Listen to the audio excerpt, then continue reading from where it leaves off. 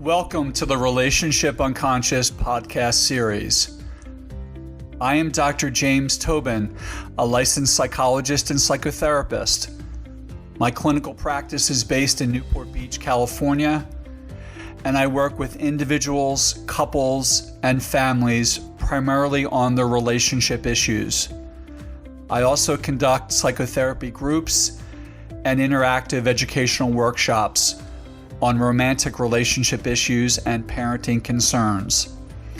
In this podcast series, Relationship Unconscious, I focus on how the mind's unconscious influences the way we feel, think, and behave in our relationships.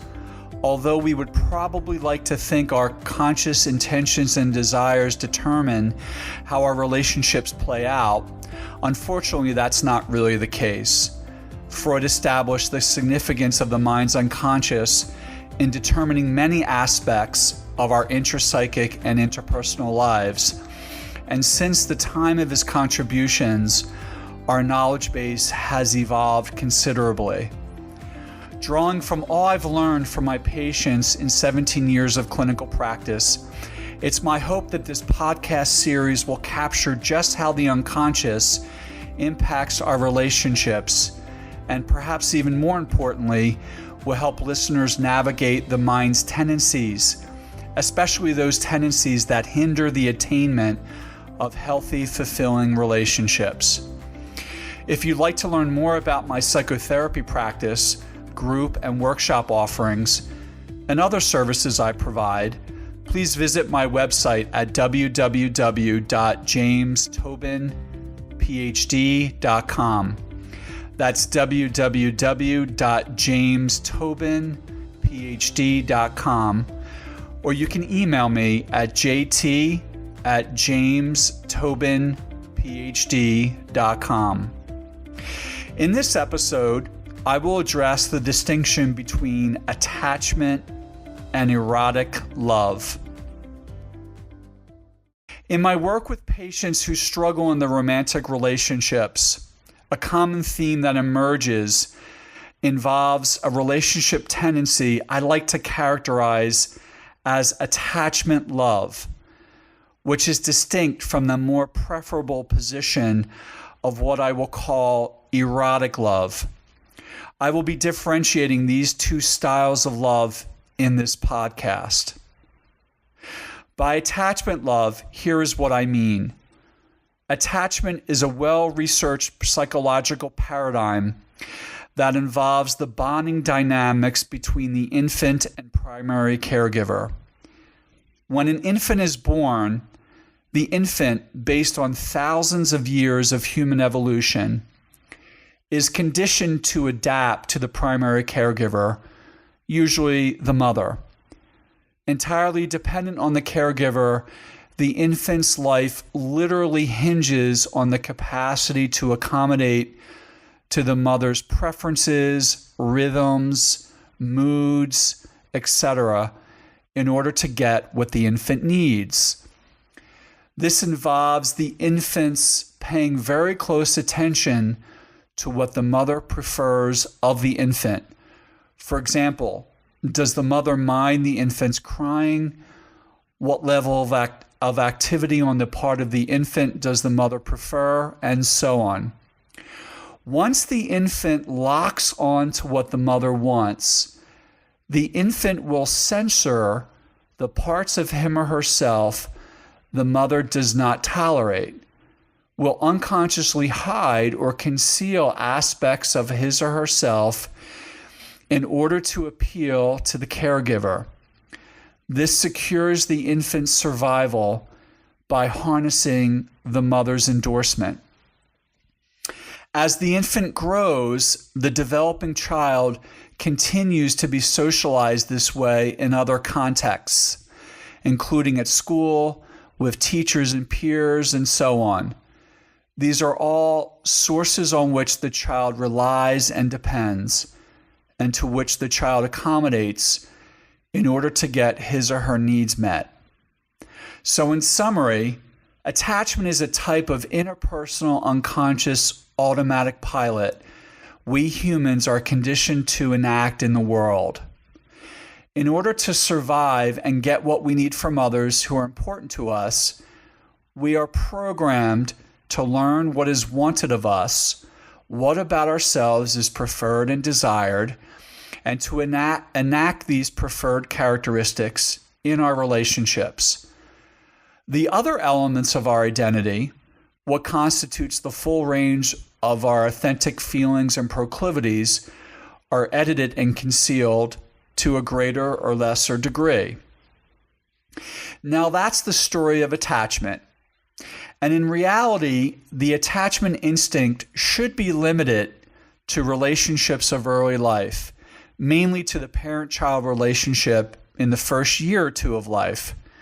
Past that time, what is required of the child to mature emotionally and psychologically is for the child to age out of attachment love and progress into a higher, more evolved form of love, eventually resulting in what I call erotic love.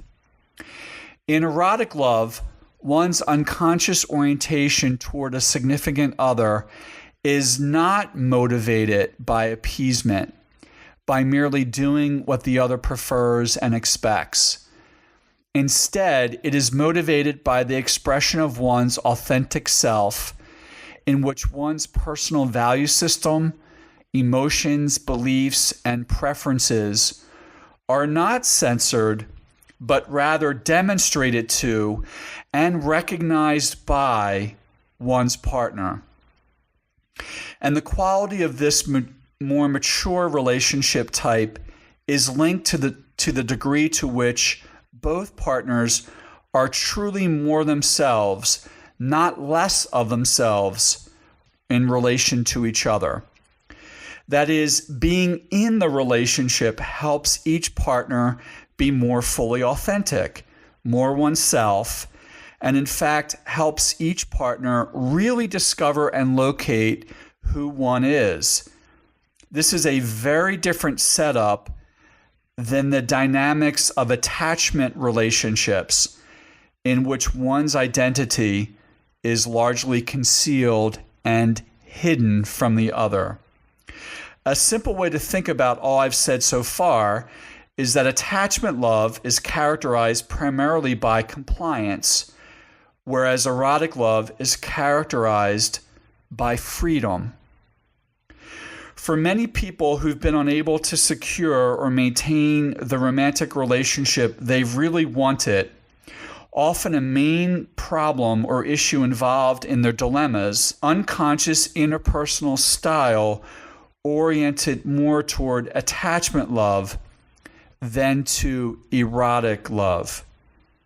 While the components of attachment are never completely eradicated in adult living, because some form of compromise and accommodation is necessary in all relationships, whether it be with a lover, institution, friend, or family member, what must occur is a turning down of the attachment instinct and the corresponding gradual emergence of an erotic instinct.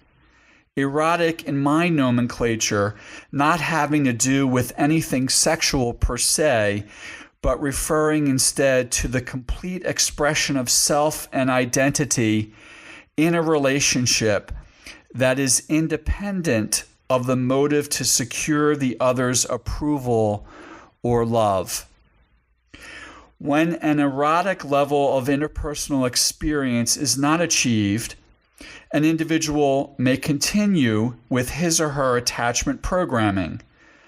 So when this individual meets and is attracted to a new potential romantic partner, the attachment instinct is triggered automatically and unconsciously. This results in a series of small and ever increasingly larger accommodations to this new person that may actually work in helping create a relationship. However, the new relationship that develops is unfortunately not a real one. It is actually more akin to a parent parent-child relationship in which the attachment-oriented individual will gradually and inevitably lose him or herself to the relationship as well as to his or her partner. Codependence may be thought of in this regard, that is, as the losing of oneself in order to adapt to, appease, and secure the ongoing love of one's romantic partner. In codependency, this amounts into a person essentially becoming the other and no longer him or herself. If instead a person can establish and maintain an erotic position in a new relationship, the relationship has the potential to expand into an intimate bond that celebrates the individuality of each partner as well as the mutuality that sustains their partnership. Thanks for listening to the Relationship Unconscious podcast. I hope you enjoyed this inaugural episode on the distinction between attachment and erotic love. If you'd like to react to something you've heard, I encourage you to email me at jt@jamestobinphd.com. Also, please add a rating and review the Relationship Unconscious podcast on iTunes. Thanks for being such a great supporter of the podcast. Tune in next time for more on how the unconscious influences our relationships.